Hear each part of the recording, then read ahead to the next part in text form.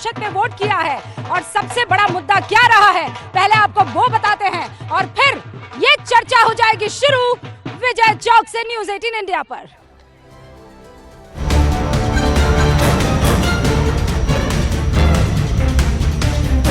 लोकसभा चुनाव के दूसरे चरण में 13 राज्यों की 88 सीटों पर हुए मतदान में वोटरों में जबरदस्त उत्साह देखने को मिला।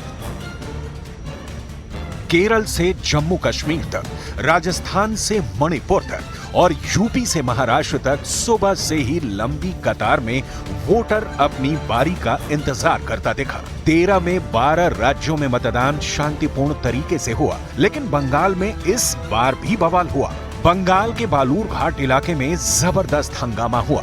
बंगाल बीजेपी अध्यक्ष सुकांत मजूमदार की इस दौरान पुलिस वालों के साथ झड़प भी हुई। बीजेपी का आरोप है कि बालूर घाट में बीजेपी समर्थकों को वोट डालने से रोका जा रहा है। एक तरफ उम्मीदवारों की किस्मत का फैसला वोटर कर रहे थे, तो वहीं दूसरी तरफ ईवीएम से वोटिंग पर फैसला सुप्रीम कोर्ट ने कर दिया। सुप्रीम कोर्ट ने वो सभी याचिकाएं खारिज कर दी जिसमें बैलेट पेपर से चुनाव कराने की मांग की गई थी और वीवीपैट की 100% पर्चियों की गिनती की मांग की गई थी। 2 दिन चली सुनवाई के दौरान सुप्रीम कोर्ट ने साफ कहा है कि चुनाव आयोग ने अदालत के सारे संदेह दूर किए। हर चीज पर अविश्वास नहीं जताया जा सकता।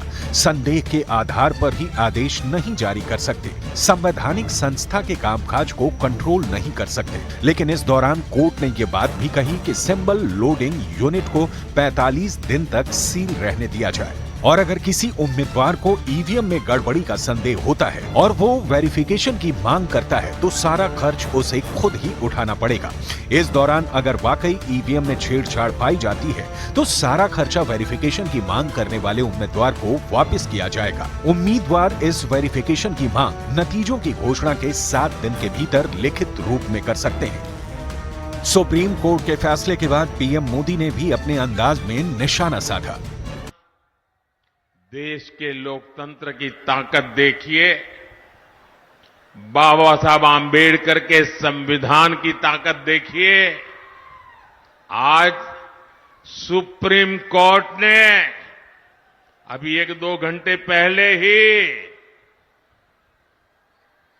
मतपेटियों को लूटने का इरादा रखने वालों को ऐसा गहरा झटका दिया है, ऐसा गहरा झटका दिया है कि उनके सारे सपने चूर चूर हो गए हैं। सुप्रीम कोर्ट के फैसले के बाद अब ईवीएम पर उठ रहे सवालों पर विराम जरूर लग जाएगा, लेकिन ईवीएम की विश्वसनीयता पर हो रही बयानबाजी का तेज होना तय है।